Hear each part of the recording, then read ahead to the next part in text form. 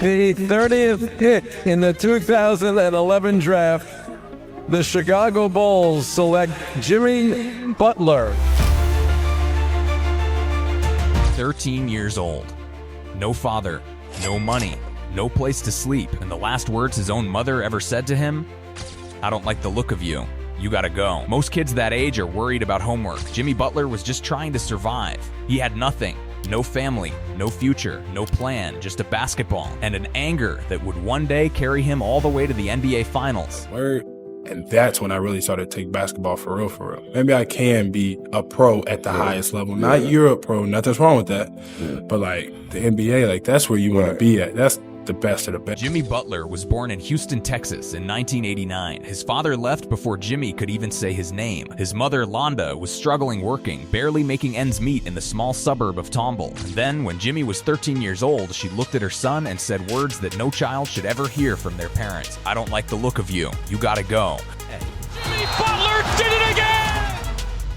And just like that, he was out. No explanation, no second chance, no goodbye.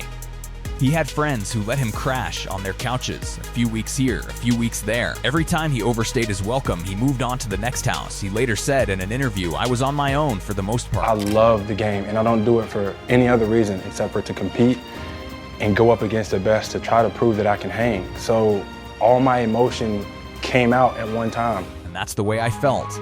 Not angry, not bitter, just alone.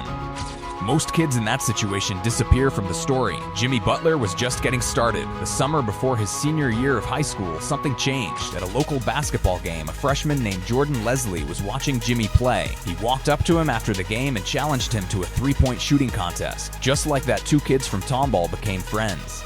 Jimmy started spending time at the Leslie house, first a night, then a weekend, then longer. Jordan's mother, Michelle Lambert, already raising 7 kids of her own, saw something in Jimmy. Not a basketball player, a kid who needed a home. So she made it official. She sat him down, looked him in the eye, and gave him the rules. Curfew, attend school, improve your grades. Never we could break to him. That's them. That's family. That's what that is. That's your blood. Well, I feel like family is who you love. And most importantly, be a role model for the younger kids because they look up to you. Jimmy agreed without hesitation. They accepted me into their family, he later said. Over a night. Just one more night. And it kind of developed into a week and then a month. And it wasn't because of basketball. She was just very loving. I couldn't believe it. For the first time in years, Jimmy Butler had a mother. Her name was Michelle Lambert. And she would be sitting in the front row at the NBA draft. With stability came focus. With focus came basketball. His senior season at Tomball High School, Jimmy averaged 19.9 points and 8.7 rebounds per game. He was named team captain. He was one of the best players in the region, but the big Division I schools never called.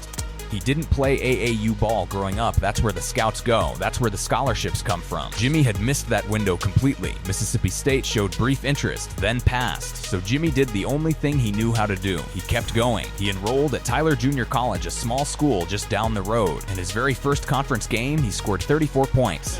He feels that way because he hasn't seen him miss in a while. Russell right now is streaky no more.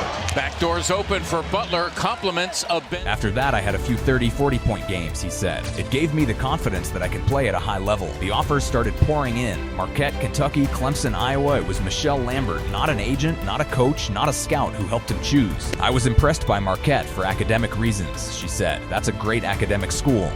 She wasn't raising a basketball player, she was raising a man. At Marquette, nobody was easy on him. Head coach Buzz Williams later said, "I've never been harder on a player than I've been on Jimmy. I was ruthless on him because he didn't know how good he could be. He'd been told his whole life he wasn't good enough, but Jimmy thrived under pressure. That was all he had ever known." Jimmy Butler that time, nice delivery on maintaining and building on the lead that they had. Jimmy Butler elevates and hits.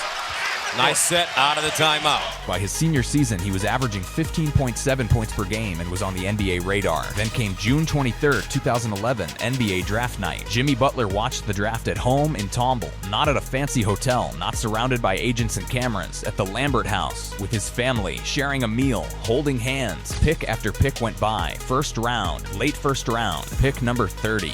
The very last pick of the first round, the Chicago Bulls selected Jimmy Butler. With the 30th pick in the 2011 draft, the Chicago Bulls select Jimmy Butler from Marquette University. like instantly burst out into tears with my mom because all the people that tell me that I wouldn't amount to anything, that I wouldn't get my degree, I wouldn't go to college, I couldn't be an NBA player. But more than anything, it was I proved myself right. I could care less about proving them wrong. Michelle Lambert was fighting back tears. I hope someone gives him a chance, she said. Before the cameras and the interviews, Jimmy had one thing to say: please, don't write about this in a way that makes people feel sorry for me. I hate that. I love what happened to me. It made me who I am. His first season in Chicago, 8 minutes a game, barely on the court. His second season still coming off the bench. His first Warrior basket. Buddy Hield throws it up. Jimmy brings it down. Game, at least 3 of them.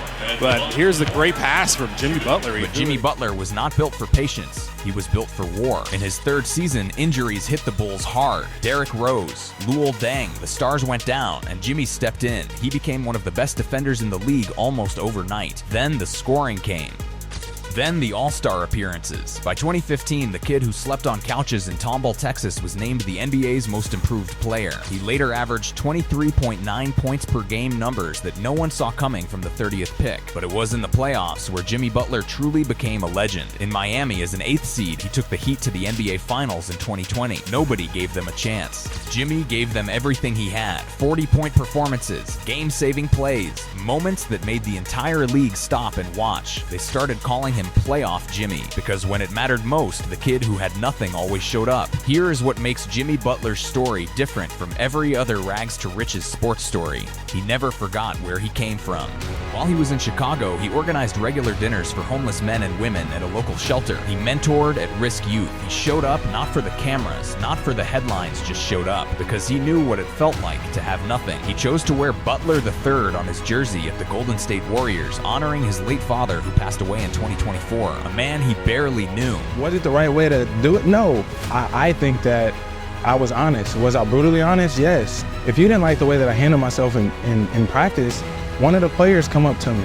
A man who left before Jimmy could walk, but still his father, still his name. And Michelle Lambert, the woman who took in a homeless 17-year-old she didn't have to, Jimmy still calls her mom. I give her the credit for helping me become who I am, he said. That's the story of Jimmy Butler, not just an NBA superstar, a human being who was thrown away and refused to stay thrown. 13 years old, kicked out of his home with nothing. 30 years old, leading his team to the NBA Finals. The same fire that kept him alive on those couches in Texas, that's the same fire you see every time Jimmy Butler steps on the court. He doesn't play basketball like a man with something to prove. He plays like a man who survived. If this story moved you, share it with someone who needs to hear it. Subscribe for more stories like this. We'll see you in the next one.